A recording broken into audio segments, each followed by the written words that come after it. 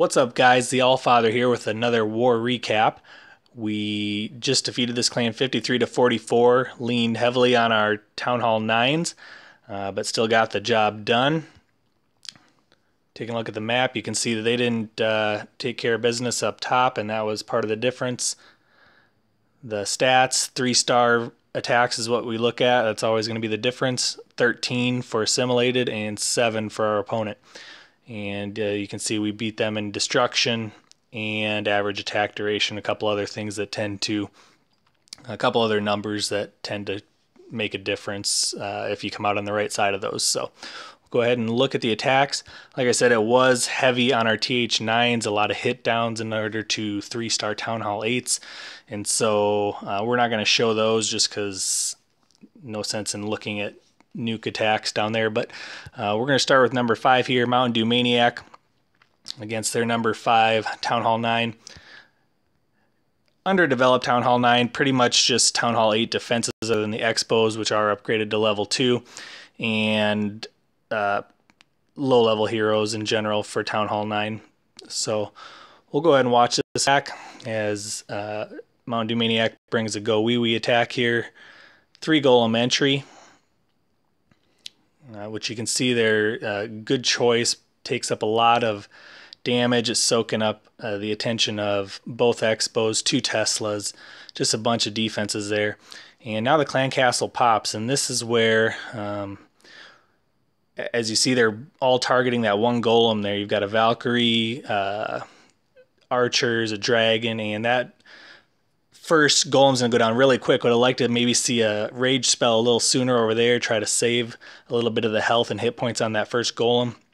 Now they turn on the second golem in the main squad there, and he does go ahead and drop the rage spell there and a heal to keep everything up. So good recovery as far as that goes. And now you see with those witches under rage that those skeletons just go to work. Just tons of skeletons flying through there. Town Hall offset with an anti-3-star setup.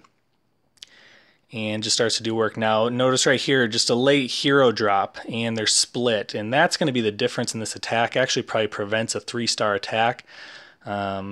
Just dropping those heroes late. That Barb King over there is going to be solo. He's not going to have any help behind him, and he's going to be beaten on a wall, and so he's not going to do a whole lot of help right there. He's going to go ahead and activate his ability once he gets through that wall, and he'll take out that cannon, or the mortar, but it's not going to be a lot of help, and not a great use of the Barbarian King right there. He does get through the wall, he takes out the mortar, and that's it.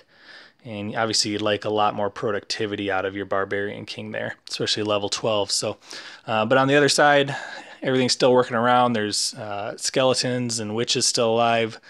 Archer Queen is still at pretty much full health, hasn't used the ability, and a few wizards running around the outside. Use the jump spell there, access those next compartments, and skeletons get in there and soak up those single target defenses while the queen behind goes ahead and shoots them down. And so everything's looking good there, and very possible for a 3-star attempt here, but then just kind of runs out of steam right at the very end as the queen gets in there and starts getting locked onto by multiple defenses all at once. She goes down, and once she's down, the witches just don't stand a chance against the splash damage of that wizard tower. So good attack overall. He brought a great strategy, and again, low level Town Hall 9, so stood a good chance. Just a little issue as far as that first golem going down and losing some of that tank, and then splitting the heroes up and dropping them late. And that could have been a good 3-star victory, but still 94% 2-star. Good attack there by Mountain Dew Maniac. Next, we'll go ahead and look at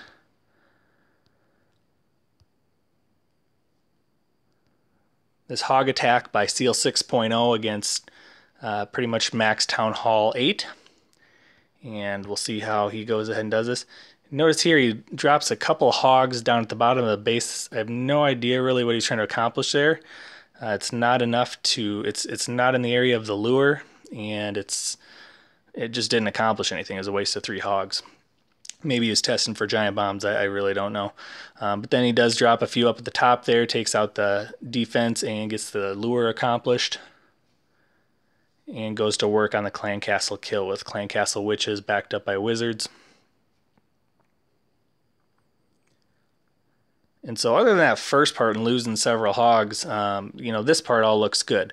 It goes ahead and takes care of that clan castle, and then to keep them alive, he's going to go ahead and we see two-finger drop on the hogs. They race ahead of the kill squad to keep them out of danger, and they just kind of go to work. Now, heal spells obviously are really important on these hog raids, and that first one you see goes down. Don't really like that location because it doesn't cover that potential giant bomb spot over there on the left. He gets lucky and just doesn't, I believe it's there, he just doesn't activate it. On the right side, you see it was there on the mirrored side, so I believe that's where it was. He just got lucky enough to work around it. And then that last heal spell there, they were in there very short amount of time, and it didn't help them as they were approaching the cannon and the archer tower on the bottom. And so could have been a lot better heal placement, would have left a lot more troops left over and kept a lot of hogs alive. But as it is, it was enough. Takes out that last defense on the cannon there and turns on the elixir storage while those skeletons are still going at them. But as soon as that elixir storage goes down, they take out those remaining skeletons. And from there, it's just cleanup. And as long as you can get those defenses down with enough time and enough troops left, you're going to be able to get the 3-star here. Unfortunately, as we are all aware, a lot of times the last thing to drop in a hog raid is the town hall, and that can make things kind of hairy at times. You can have a great raid and still end up with a 99% 1-star. Seal doesn't. He does a good job there. Again, a few opportunities, I guess you could say, a few things to work on, but overall not bad. Next, we're going to look at 2 attacks on base number 13. And the first attack is going to be by the Great Ghee, and the second by Awesome Sauce, which ends up 3-starring it. And the reason I just want to show this group of attacks is because they use the exact same army, more or less. I mean, really, it's almost identical. You're not going to notice any different, and the same deployment. The only difference is going to be the spell placement, and you're going to see how that spell placement affects the difference between a 1-star 97% attack and a 3-star 100% attack. And so let's watch the Great Ghee and how he approaches this attack on the first run. So he's going to do a 2-hog lure there. They jump in there. They go ahead and accomplish Clan Castle lure, and they expose that open spot as a Tesla. So good job there. He's testing out if that's a giant bomb spot as well as accomplishing a lure. Drags them out to the corner where they're not going to be under fire by defenses. And goes ahead and starts his clan castle kill with the witches, barbarians, and going to back those up with wizards. So everything's great there. And as soon as that dragon goes down, he will begin the first part of his hog attack. 3 hogs there going at that wizard tower. It's going to go ahead and take out that defense. Good idea. Get into those open spaces to trigger whatever's there. Ends up being a bunch of small bombs and a flip trap. And then a 2-finger drop on from 2 different flanks there. So far everything's going good, but watch these heal spells. 2 heal spells dropped right off the bat. The hogs were all still at full health, and they just ran right out of the heals. So really very little value there for those heal spells, and then places the 3rd heal spell there. Now notice there's 2 open spots over there where there could be giant bombs, and there ends up being giant bombs, and he doesn't have it covered with the heal spell. And so those hogs are going to go down quickly because they were outside of that heal spell radius when they hit the giant bombs. And besides everything else firing at them, the defenses, they just didn't have enough health. They didn't have enough to make it. And so as a result, just took a little too long to get the defenses down. He does get them down, which is great, but just doesn't leave enough time for the cleanup and doesn't have enough hogs to help with the cleanup. And that's having those hogs left for the town hall so they can jump the walls is just essential for the cleanup. And you'll see 97% 1-star. And that can be heartbreaking at times. I had a builder hut left up in the corner and the town hall in the middle, and just needed probably 15 more seconds and he would have had it. So now, like I said, we're going to watch that same base, the 3-star attack on it, Exact same army composition other than a little bit of difference in the barbarians and archers, which obviously isn't going to make or break it. Lures from the exact same spot, drags to the corner, and you're going to see the exact same barbarian, witch, wizard, clan castle kill. And so from this point, this is an identical raid, identical strategy, identical army composition. And as soon as the clan castle goes down, the main part of the raid starts. One small difference we see here, a barbarian king is dropped there to just as an extra added tanking and protection for the kill squad. Same process with throwing those 3 hogs down there. They trip the same defenses. 2 flank drop from the same location. So everything is identical on this raid except for these heal drops. You notice that first one goes down before the bomb trips. The hogs are in the whole time. Second one goes down up to the top there. The hogs are staying in it the whole time. And you'll notice this third one covers the entire area there where the potential giant bombs, and where we of course know that there are giant bombs there. So when those hogs hit it, they're going to trip it, but they're going to stay alive. And that's the difference between this raid and the other raid. Very slight differences, just those tiny placements, couple tiles here, couple tiles there on those heal spells. And instead of having 0 hogs left over, you see the difference with this attack versus the other one. Is there's just a whole mess of hogs left over and all those other cleanup troops, and this is going to be a 3-star with no problem.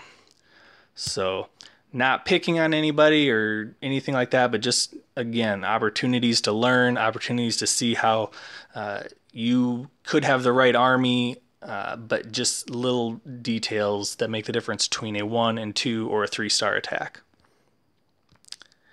And that is about the extent of anything special with war attacks on this war. Like I said, almost all the other attacks of note were Town Hall 9s hitting down and taking out bases easily, so nothing special there. However, with permission, we have one more special attack, and we're going to look at the not so top attacks here, or one in particular by Darth. I believe it was the only 0-star attack in the war.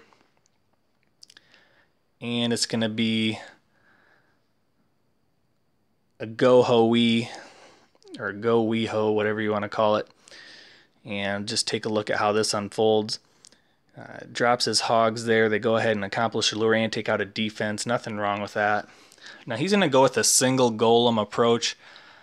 Looking at this base layout, I would have preferred a 2 golem approach and go ahead and spread them out there and anchor and distract all of those point defenses on the outside. It doesn't happen, and doesn't necessarily mean that's wrong or right, just not the way I would have probably approached it. Goes ahead and takes out with an efficient clan castle kill. Golem's down just in time. He gets out there and tanks for the kill squad. But notice how he spread all those wizards and the witch that went to the right there, and they have nothing to protect them. So I guess if I was going to do that, try to drop the barbarian king over there to protect them or something, or try to make sure that they all went the same direction so they were following the golem. As it is, they just get blown up pretty quick there because they just have no protection, no tanking, and no shield. And so everything is dependent on the troops on the right. And then he brings in hogs from the bottom, drops that heal spell over there before the hogs even get there. And now you'll notice, oops, they didn't even path over that direction. So now we just wasted one of our spells, which is obviously just can't afford. It's not a luxury you have with a hog attack to be wasting spells and spell drops. In addition to that, the barbarian king is just chasing those hogs all the way across the base. He's got 2 left. 1 goes down. Heals the last one, last ditch attempt to try to keep 1 hog alive to go ahead and take out the rest of the base. 1 hog, 1 golem, busted golem, it's just golemite, and a quick give up there.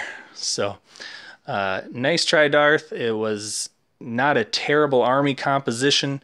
Again, to tweak that, I might go ahead and use 2 golems, spread them out a little more, absorb all of those point defenses to target them, and then get those hogs in there a lot quicker. and let them go to work while everything's being distracted. So our not so top attack right there, but overall great job, and a win for the good guys. So we're on a roll, we're on a winning streak, and if we just continue to do the things that we do and be a little bit smarter on how we use things like spell placement and which attacks we choose to bring, we're going to just be that much more dominant. So good job, clan, and until next time, the Allfather reminding you to keep it clashy, not trashy.